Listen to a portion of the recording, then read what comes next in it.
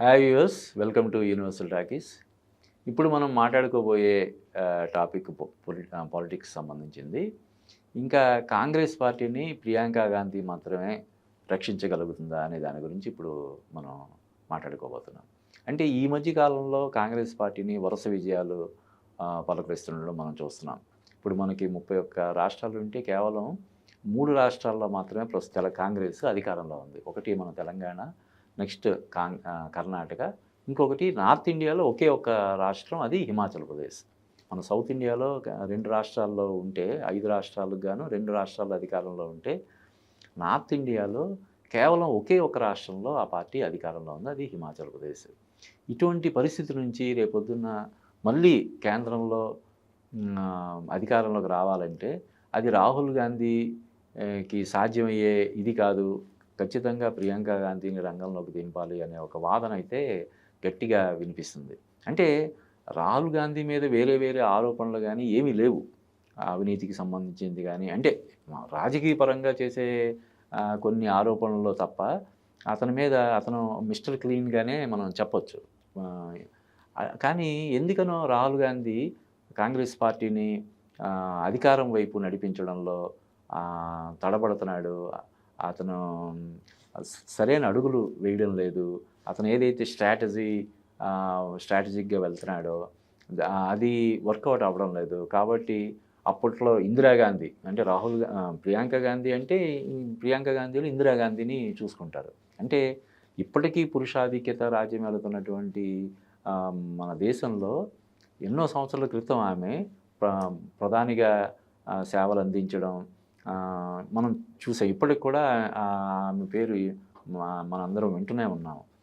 అంత శక్తివంతురాలైనటువంటి ఇందిరాగాంధీ మనవరాలుగా ప్రియాంక గాంధీ రంగంలోకి దిగితే తప్ప కాంగ్రెస్ పార్టీకి మళ్ళీ జవసత్వాలు ఇది ఇవ్వడం అన్నది చాలా కష్టం అని చెప్పి వ్యాఖ్యానాలు అయితే వినిపిస్తున్నాయి. అంటే అలానే ప్రియాంక గాంధీ రాజకీయాల్లో లేదా అంటే ఆమె కూడా రాజకీయాల్లో ఉంది, తను కూడా ఎంపీగా ఉంది. అయినప్పటికీ కూడా కేవలం ఏదో ఒక నియోజకవర్గానికో, ఒక రాష్ట్రానికో, ఉత్తరప్రదేశ్ రాష్ట్రంలో పార్టీకి బాధ్యురాలకు కూడా ఆమె ఉంది. యాక్టివ్‌గా ప్రచారం కార్యక్రమాలకు సంబంధించి కూడా చాలా యాక్టివ్‌గా ఉంటుంది. అయినప్పటికీ కూడా అది కాదు. కేవలం ఒక నియోజకవర్గానికో, ఒక రాష్ట్రానికో, కొన్ని రాష్ట్రాలకు పరిమితం కాకుండా మొత్తం అవసరమైతే పార్టీ పగ్గాలు చేతబట్టి ఆమె నడిపించినప్పుడే కాంగ్రెస్ పార్టీ అధికారంలోకి వచ్చే అవకాశం ఉందో తప్ప, లేకపోతే రాహుల్ గాంధీ అనుసరిస్తున్నటువంటి విధానాలకి ఆ పార్టీ ఇప్పట్లో అధికారంలోకి రావడం కష్టం అనే వ్యాఖ్యలు వినిపిస్తున్నాయి. ఉదాహరణకి మొన్న బీహార్లో జరిగినటువంటి ఎలక్షన్స్‌లో రాహుల్ గాంధీ కేవలం ఓట్ చోరీ అనే అంశం మీదే పూర్తిగా డిపెండ్ అయ్యి మొత్తం బీహార్ ఎన్నికలకు సంబంధించిన ప్రచారాన్ని మొత్తం ఆ ఓట్ చోరీ అంశానికి పరిమితం చేసి దాన్ని ఎక్కువ హైలైట్ చేసి ఆయన చేశాడు. కానీ దాని ఫలితాలు ఏమాత్రం ఆశాజనకంగా లేకపోగా గతంలో వచ్చిన సీట్ల కంటే కూడా తక్కువ రావడం అనేది మనం చూస్తున్నాం. అయితే దీనికి కూడా వాళ్ళు ఏం చెప్తున్నారు, మళ్ళీ అదే ఏదైతే అంశాన్ని తెర మీదకి తీసుకొచ్చి విస్తృతంగా ప్రచారం చేసి ఓట్ చోరీ అనే దాన్ని జనాల్లోకి తీసుకెళ్లే ప్రయత్నం చేశారో, అది చేసినప్పటికి కూడా అధికారంలోకి రావడం అన్నది పక్కన పెడితే కనీస స్థాయిలో కూడా సీట్లు సంపాదించుకోలేని పరిస్థితి, ఇంకా చెప్పాలంటే దుస్థితిలోకి వచ్చిన తర్వాత కూడా మళ్ళీ ఇదే కేవలం ఓట్ చోరీ కారణంగానే మళ్ళీ వీళ్ళు అక్కడ బీజేపీ కూటమి అధికారంలోకి రాగలిగింది అని చెప్పి ఇదే పాట పాడుతున్నారు తప్ప ఎందుకు ఏమై ఉంటుంది అంటే ఓట్ చోరీ అంశాన్ని ప్రజలు పెద్దగా సీరియస్గా తీసుకోలేదా, మనం ఎక్కడ విఫలమయ్యాము ఏంటి అనే కోణంలో ఆలోచించకుండా దాన్నే ఓట్ చోరీ అనే దాన్నే ఒక బ్రహ్మాస్త్రంలాగా చేసుకొని మనం అధికారాన్ని చేజెక్కించుకోవాలనే ప్రయత్నం ఏదైతే చేస్తున్నారో అది వర్కౌట్ అవ్వడం లేదు. ఆ విషయాన్ని గమనించట్లేదు. అలాగే పార్టీని ముందుండి నడిపించాల్సినటువంటి ఏఐసీసీ ప్రెసిడెంట్గా ఉన్నటువంటి మల్లికార్జున్ ఖర్గే చాలా సీనియర్, ఇంకా చెప్పాలంటే వయోవృద్ధుడు అని చెప్పి కూడా కొంతమంది అంటున్నారు. పార్టీని అంటే యువతరం అట్రాక్ట్ అయ్యేలాగా ఒక పార్టీకి ఒక పార్టీలో కొత్త రక్తం నింపేలాగా కొత్త తరానికి అవకాశం ఇవ్వాలి అనే ఒక వాదన కూడా గట్టిగా వినిపిస్తుంది. ఉదాహరణకి కర్ణాటకలో కాంగ్రెస్ పార్టీ అధికారంలో రావడానికి కీలక పాత్ర పోషించినటువంటి డీకే శివకుమార్ లాంటి వాళ్ళు కాంగ్రెస్ పార్టీకి నాయకత్వం వహించాలి అని చెప్పి గట్టిగా ఆమ్, కొన్ని వాదనలు వినిపిస్తున్నాయి. అంటే కాంగ్రెస్ పార్టీని అభిమానించే వాళ్ళందరూ కూడా పార్టీ నాయకత్వంలో మార్పు రావాలి, రాహుల్ గాంధీ ఆలోచన విధానంలో కానీ అతను ఆ, అతను పోరాడే ఇందులో కానీ మార్పు రావాలని కోరుకుంటున్నారు. అందులో భాగంగానే ప్రియాంక గాంధీ కాంగ్రెస్ పార్టీ నాయకత్వం సంబంధించినటువంటి పగ్గాలు చేపట్టాలి. ఈ సోనియా గాంధీ ఆరోగ్య కారణాలు కావచ్చు, వయసుపరమైనటువంటి దీనివల్ల కావచ్చు, ఆమె గత కొన్ని సంవత్సరాలుగా రాజకీయాలకు దూరంగా ఉంటుండడం మనం చూస్తున్నాం. మామూలుగా కూడా ఏదైనా స్టేట్మెంట్ ఇవ్వడం కానీ అటువంటిది కూడా ఆమె ఇచ్చి చాలా రోజులు నెలలు అయిపోతుంది. ఇటువంటి పరిస్థితుల్లో రాహుల్ గాంధీ ముందుండి పార్టీని నడిపిస్తున్నప్పటికీ కూడా, అంటే పార్టీ పరంగా అతనికి ఏది హోదా లేకపోయినప్పటికీ పార్టీ అగ్రనేతగా ఆ పార్టీని నడిపిస్తున్నప్పటికీ కూడా ఆశించిన స్థాయిలో ఫలితాలు లేనప్పుడు, అంటే మనం ఒక వ్యూహంతో ముందుకెళ్తున్నప్పుడు ఫలితాలు రానప్పుడు ఖచ్చితంగా వ్యూహం మార్చుకోవాలి. ఫలితాలు రాకపోయినా కూడా నేను ఇదే వ్యూహంతో వెళ్తాను, ఇదే కరెక్ట్ వ్యూహం అనుకుంటే ఇంకా అది ఎప్పటికి కూడా మనం ఏదైతే ఒక మిషన్ తోటి మనం ఏదైతే అదనుకుంటామో అది చేరువు కావడానికి చాలా కష్టం అవుతుంది. కాబట్టి ఇప్పటికైనా రాహుల్ గాంధీ తన విధానాలను మార్చుకోవాలి, తన పోరాట పందాన్ని మార్చుకొని ముందుకెళ్ళాలి, జనాల్లో మమేకం కావాలి.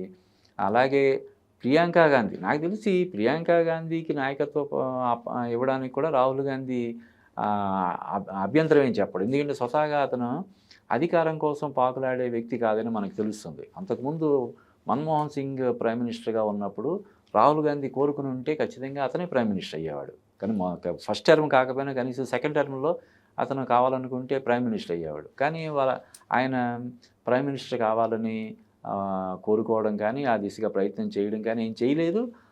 మన్మోహన్ సింగ్ ఇంకా సోనియా గాంధీ రిమోట్ కంట్రోల్ లాగా సూపర్ ప్రైమ్ మినిస్టర్ లాగా వ్యవహరిస్తుందనే విమర్శలు సోనియా గాంధీ మీద వచ్చాయి, కానీ రాహుల్ గాంధీ మీద అటువంటి విమర్శలు కూడా రాలేదు. అలాగే కాంగ్రెస్ పార్టీకి సంబంధించినటువంటి బాధ్యతలు తీసుకునే విషయంలో కూడా ఆయన ఎక్కడ నేను ప్రెసిడెంట్ అయిపోవాలి, ఏఐసిసి ప్రెసిడెంట్ అని చెప్పి ఆయన పాకులాడలేదు. ఒక మల్లికార్జున ఖర్గే లాంటి నాయకుడికి ఆ పగ్గాలు అప్పచెప్పాడు. కాబట్టి రేపొద్దున్న తన సోదరి ప్రియాంక గాంధీ నేను నాయకత్వం వహిస్తానంటే ఆయన ఎంత మాత్రం అభ్యంతరం చెప్పడు, హ్యాపీగా వెల్కమ్ చెప్తాడు. కానీ అది ఎంత త్వరగా చెబితే ఆ వెల్కమ్ రాహుల్ గాంధీ ఎంత త్వరగా చెప్తే అంత మంచిది. ఒకవేళ ప్రియాంక గాంధీ కొంత విముఖంగా ఉన్నా కూడా తనే వెళ్ళి లేదు ఈ పరిస్థితుల్లో నువ్వు పార్టీలోకి వస్తే బాగుంటుందని అభిప్రాయం పెద్ద ఎత్తున వ్యక్తం అవుతుంది, కాబట్టి నువ్వు కంపల్సరీ రావాలి అని చెల్లెల్ని తను కన్విన్స్ చేసి పార్టీ పగ్గాలు ఆమె చేపట్టేలాగా చేయాల్సినటువంటి అవసరం కూడా ఉంది. లేదు అంటే తను ఏదైతే ఒక పందాన్ని అనుసరిస్తున్నాడో ఆ పందాన్ని మార్చుకొని గెలుపు కోసం, అంటే ఒకప్పుడు వాళ్ళ జవహర్లాల్ నెహ్రూ పరిపాలించాడు, తర్వాత ఇందిరాగాంధీ, తర్వాత రాజీవ్ గాంధీ, తర్వాత కూడా ప్రధానిగా వీళ్ళ కుటుంబ సభ్యులు కాకపోయినా కూడా మన్మోహన్ సింగ్ ప్రైమ్ మినిస్టర్గా ఉన్నప్పుడు కూడా సోనియా గాంధీ ఒక సూపర్ ప్రైమ్ మినిస్టర్ అనిపించుకునే రేంజ్లో పరిపాలన నడిచింది.